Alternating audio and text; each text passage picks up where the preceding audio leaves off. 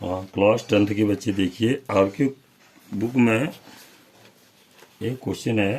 हालांकि इसमें बहुत सारे क्वेश्चन हैं, उसमें एक क्वेश्चन ये भी है कि √2, √8, √18, √32 एंड सो ऑन ये एपी है या नहीं। तो इसको अलग से क्वेश्चन बना करके मैंने इसमें कोशिश की है। कह रहा है क्या √2, √8, √18, √32 एंड सो ऑन एपी है।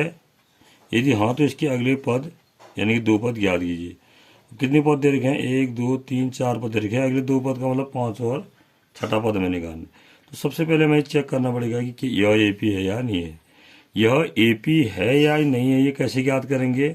इसके दो क्रमागत पदों का अंतर निकालेंगे हम, और क्रमागत पदों का अंतर बराबर आना चाहिए, तभी उसको हम सार्वंतर कहेंगे, है ना।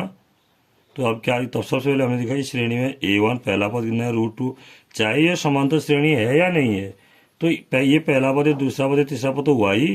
तो A1 का मान √2, A2 का मान क्या है? √8। √8 को सरल किया तो 2 इंटू 2 इंटू 2, 3 2 है।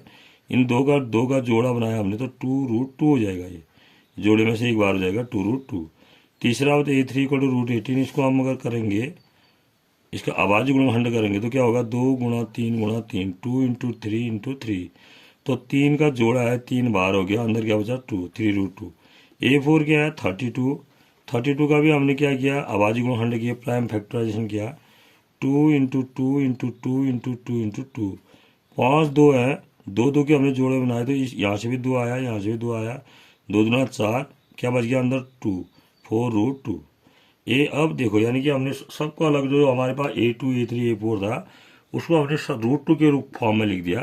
तो A2 माइनस A1 का मान कितना हुआ? 2√2। A2 का मान 2√2 देखिए, माइनस A1 का मान √2, तो √2। A3 माइनस A2 3√2 माइनस 2√2, यानी कि ये भी √2।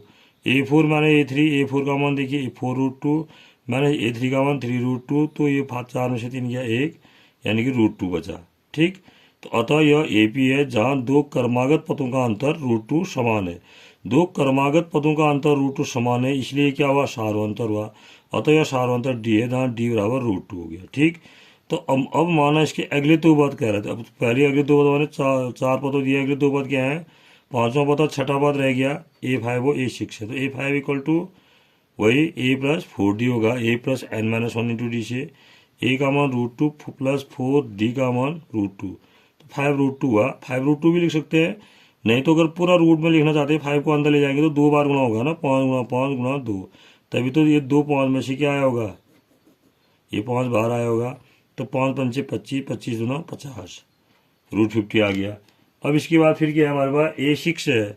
A6 कैसे निकालेंगे? A plus 5D। A का मान √2 प्लस 5D का मान √2, तो ये 5√2 और √2 6√2 हुआ। ये भी लिख सकते हैं हम, 6√2 भी लिख सकते हैं।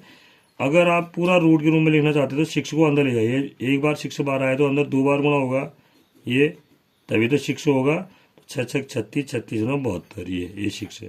तो आंसर क्या आ गया? A5 इक्वल टू √50 और A6 इक्वल टू √72। ये अंतिम दो पद। और क्या यह समांतर श्रेणी है कह रहा था, तो हमने लिख दिया कि क्या लिखा?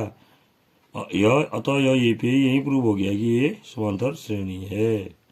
इस तरह से इस प्रश्न को हल करेंगे।